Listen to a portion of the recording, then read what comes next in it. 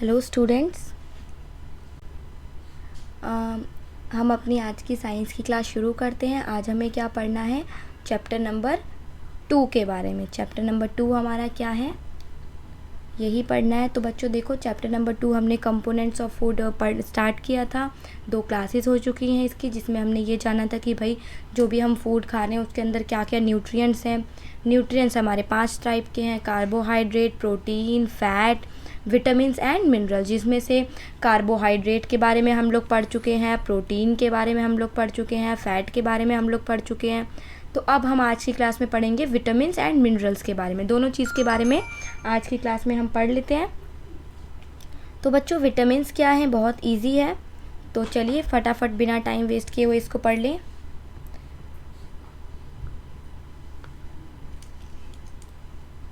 Vitamins are the complex organic compound needed by our body in very small quantities। अब देखो, जैसे हमने carbohydrate पढ़ा, फैट पढ़ा और प्रोटीन पढ़ा, तो ये सारी चीज़ें हमारी बॉडी को ज़्यादा अमाउंट में चाहिए होती हैं।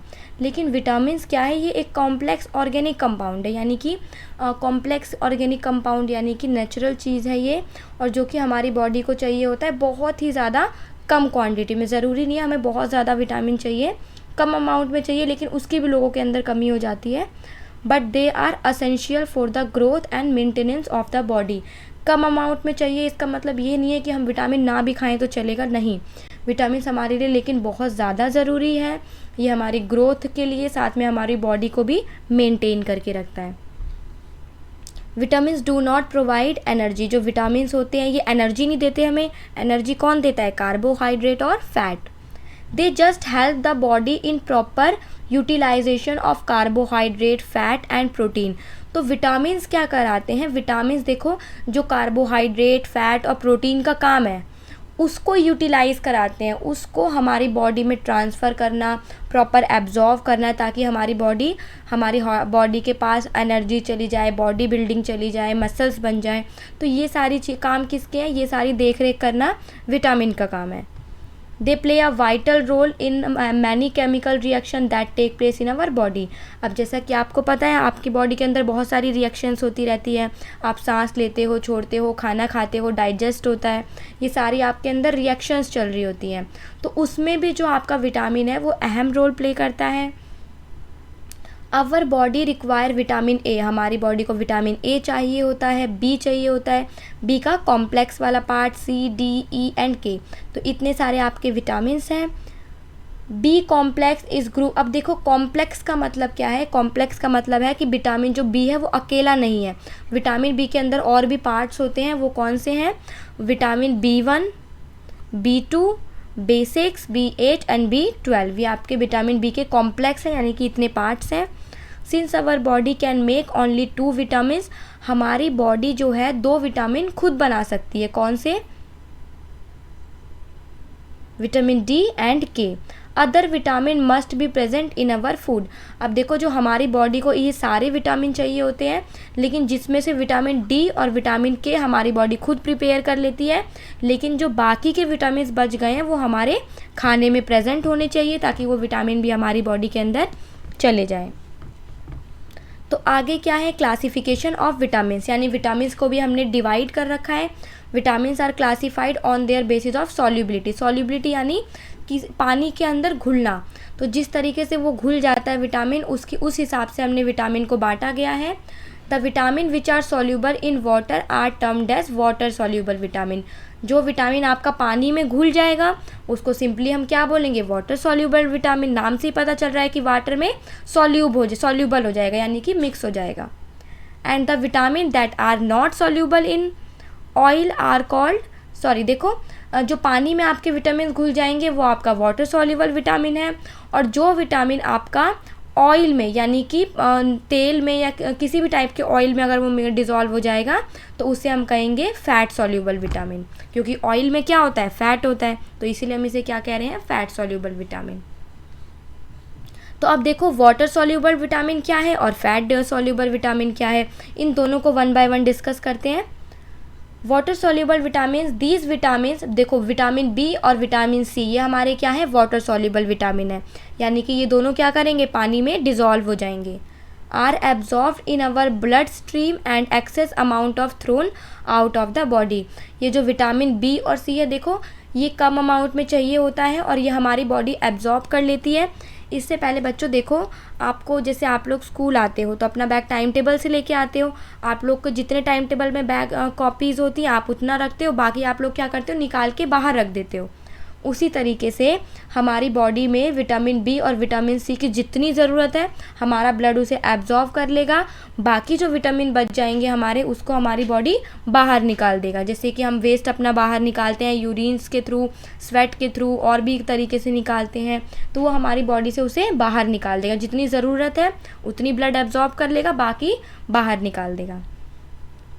As these vitamins are not stored in our body, क्योंकि हम देखो जैसे कि फ़ैट का हमने पढ़ा था ना, फैट का पढ़ा था, कार्बोहाइड्रेट का पढ़ा था कि जितनी एनर्जी चाहिए वो उस टाइम ले लेगा और बचा हुआ क्या करेगा कहीं भी लीवर में या हमारी बॉडी में कहीं भी स्टोर करके रख देगा। लेकिन विटामिन स्टोर नहीं होते हैं।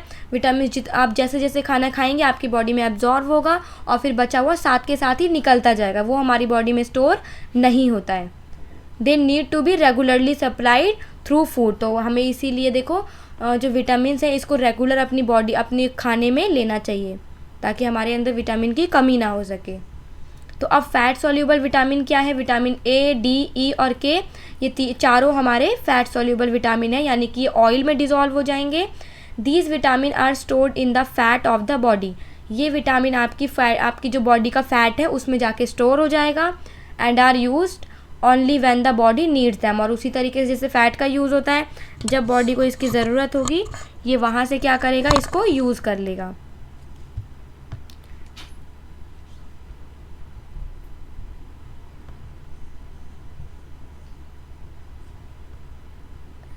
फिर आगे क्या है, vitamins are required by us for various function. अब देखो विटामिन की हमें ज़रूरत तो है लेकिन बहुत सारी वजह से ज़रूरत है इसकी। दे maintain the health and growth of the body. जो हमारा स्वास्थ्य है, हमारी हेल्थ है, उसको मेंटेन करता है, साथ में हमारी ग्रोथ यानी कि हमारी जो हाइट इंक्रीज़ हो रही है उसमें भी रिस्पॉन्सिबल होता है।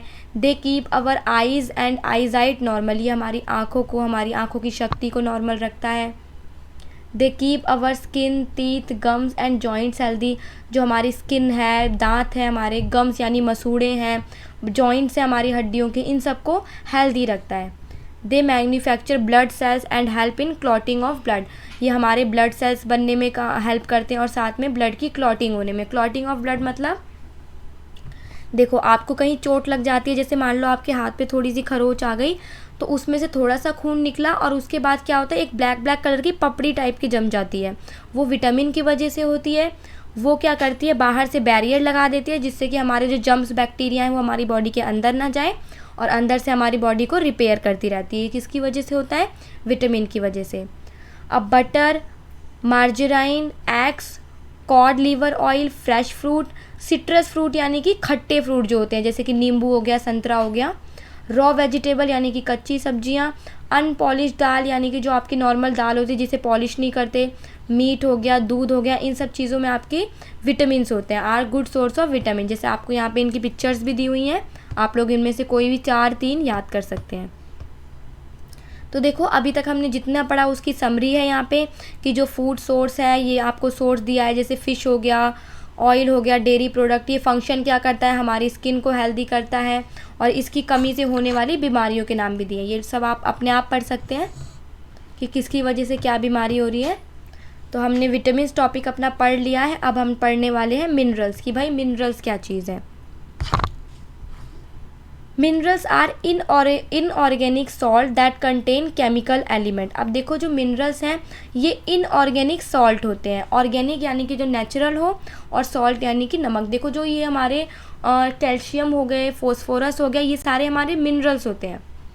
Our body needs minerals like calcium. हमारी बॉडी को मिनरल्स की ज़रूरत है जैसे कि कैल्शियम हो गया, आयरन हो गया, iodine, phosphorus, sodium, fluorine in small amount. इसकी भी विटामिन की तरह ही बहुत कम अमाउंट में ज़रूरत है।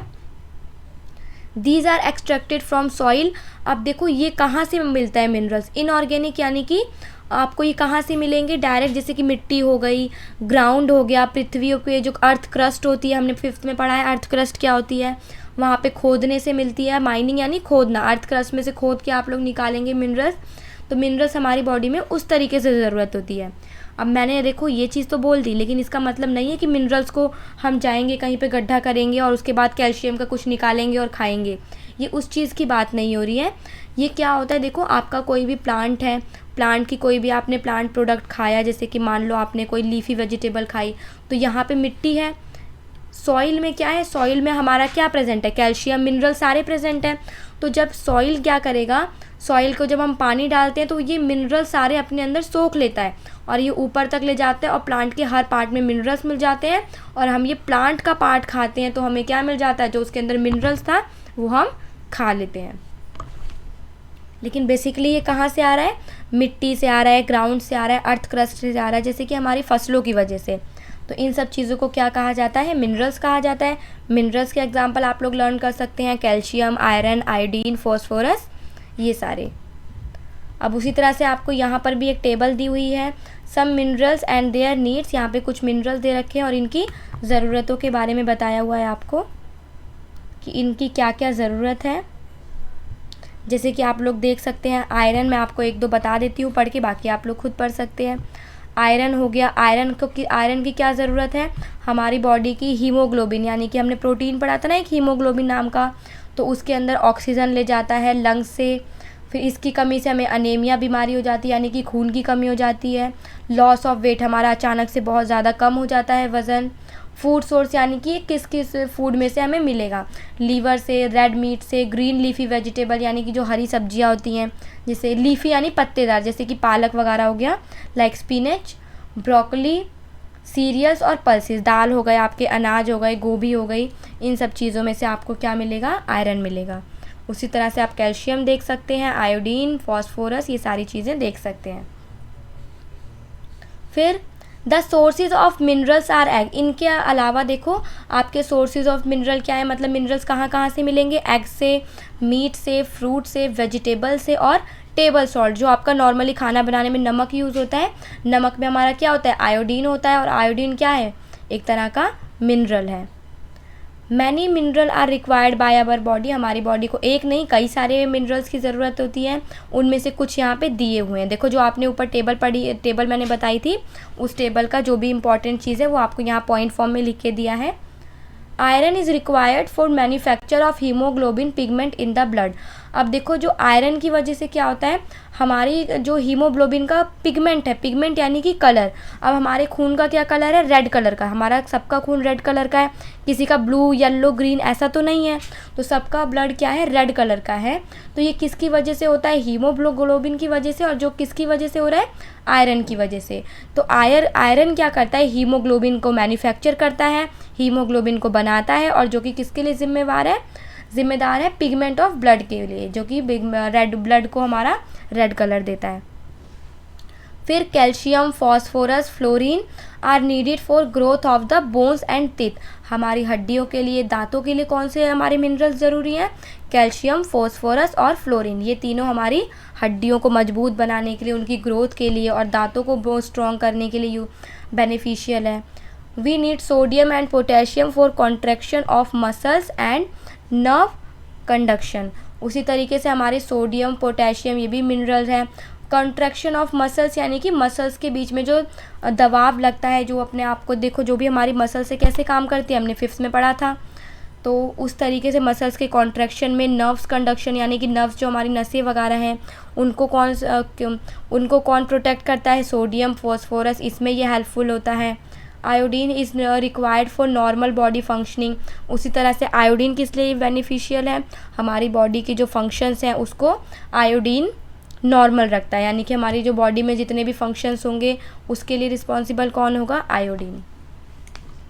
तो स्टूडेंट्स हमने अपने 5 न्यूट्रिएंट्स देखे थे, हमने अपना चैप्टर 2 स्टार्ट किया था, कंपोनेंट ऑफ फूड, हमने पढ़ा था कि भाई हमारे 5 मेजर न्यूट्रिएंट्स होते हैं, यानी कि जो भी हम खाना खा रहे हैं उसमें ये 5 चीज़ें वो होती हैं।